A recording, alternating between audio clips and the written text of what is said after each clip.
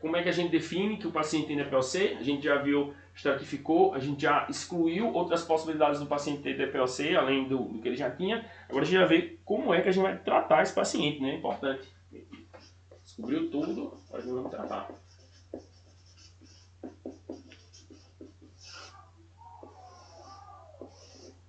O tratamento desse paciente, ele se baseia em alguns pilares, que é broncodilatação,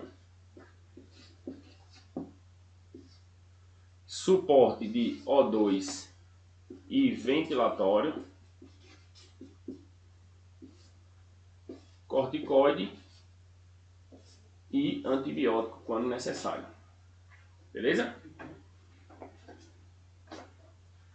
Então, esses são os pilares do tratamento: broncodilatadores, O2, suporte ventilatório, corticoide e antibiótico. Vamos começar aqui com O2 e suporte ventilatório.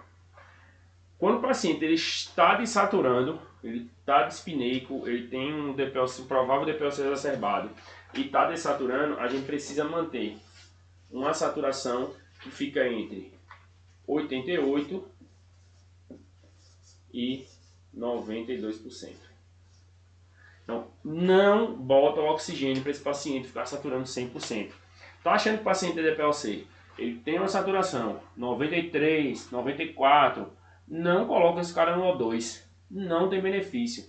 Ah, mas é porque pode ser um quadro viral, né? Não interessa. Esse paciente, ele provavelmente ele tem uma alteração do DPOC, ele tem uma exacerbação do DPOC por causa de um quadro viral e que você não precisa manter uma saturação acima de 88 para ele. Ele tem uma carga tabágica alta, o paciente já tem história de dispneia, já tem história de tosse e tudo. Então, se você tem uma possibilidade muito grande de esse paciente ter um DPOC, mantenha a saturação dele entre 88 e 92. Poupa o oxigênio, que é bastante caro. Poupa um risco da intercorrência dele, porque você oferta muito oxigênio. Às vezes você pode diminuir o drive ventilatório dele e aí ele fazer uma carbonarcose. Então, segura a onda aí, acalma o coração e deixa a saturação 88 a 92%. Beleza? Não precisa muito mais que isso, principalmente o paciente está exacerbado. Pode ser que a saturação dele em casa seja até acima de 92%, mas ele num contexto de exacerbação, num contexto de piora clínica, 88 a 92% tá ok, tá de boa para ele, tranquilo. E aí, caso ele não esteja com a saturação dessa, né, saturação 85, 80, o que é que você vai precisar fazer? Suporte de oxigênio, né? E aí você pode oferecer esse suporte. O catéter, né, que você vai ter ali a cada litro, você vai ter em torno de 3% a mais dos 25% que dá no ambiente, né? Então vai ser mais ou menos essa relação. E particularmente, algo que a gente não tem usado muito atualmente, né, pela situação atual, é a máscara de Venturi. Ah, mas a máscara de Venturi eu coloco depois que o paciente não consegue subir mais o catéter, está em 5 litros, eu boto na Venturi de 50%. Não foi para isso que ela foi feita. É muito isso que o pessoal faz, mas não foi essa a razão que a máscara de Venturi foi criada. A máscara de Venturi foi criada para titular o oxigênio que a gente oferece para o paciente, particularmente DPOC. Porque a gente não quer que ele tenha uma saturação acima de 92%, a gente não quer ofertar O2 demais. Então, ela tem valores aí específicos, 50, 40 e pouco, 28, 31%, valores quebrados aí, que vão variar a cor do bico da máscara, eles variam a vazão do oxigênio. Então você vai ter que olhar aí, não adianta decorar as cores não. Então você vai ofertar o O2 com a Venturi para que você atinja uma saturação de 88 a 92%. Você pode ofertar a Venturi aí, pode ofertar também com máscara com reservatório, mas aí você vai ofertar a quantidade de oxigênio bem mais alta.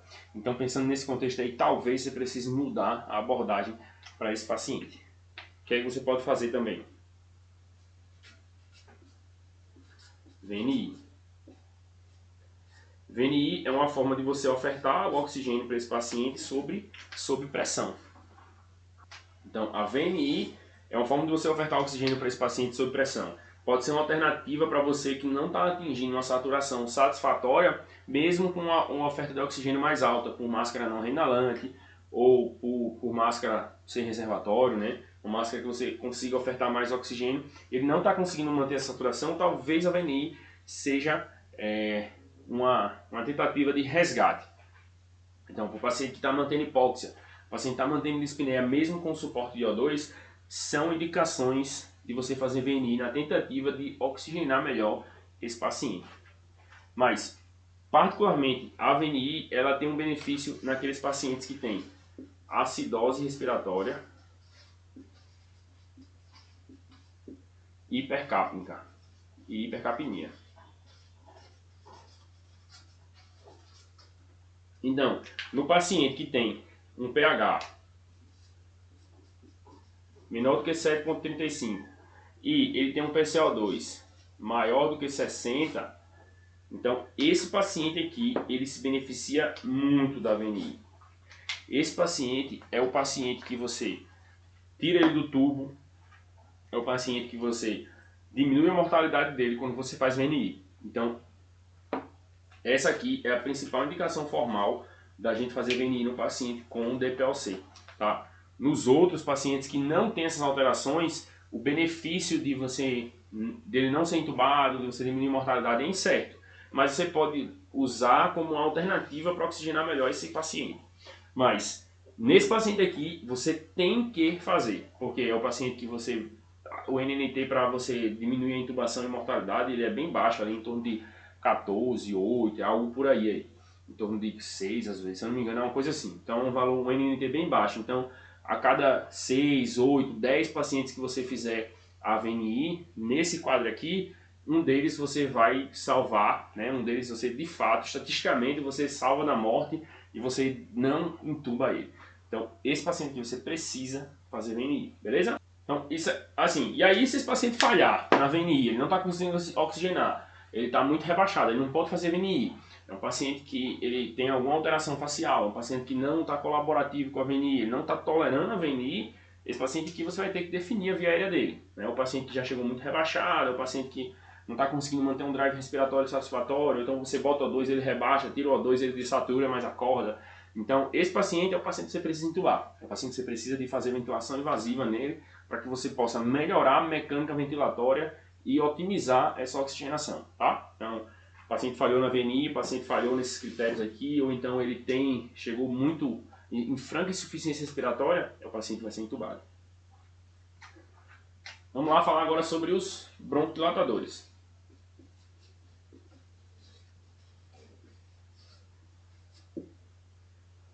O que a gente vai usar de broncodilatador? Basicamente, os beta-agonistas de curta e os anticolinérgicos de curta, que são SABA e SAMA. E são os antimuscarínicos de ação curta e beta de ação beta-agonista de ação curta, né? E aqui, como exemplo de SABA, a gente tem o famoso Berotec Atrovent, fenoterol e salbutamol.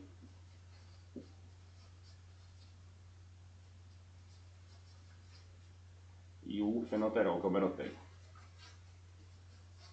Berotec e Atrovent a gente termina que não usa mais, porque ele não faz mais nebulização em ninguém, né? Atualmente todo mundo usa bombinha.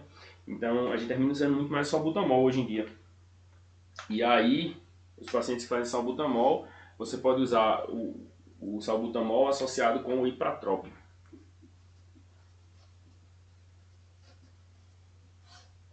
Que é o SAMA.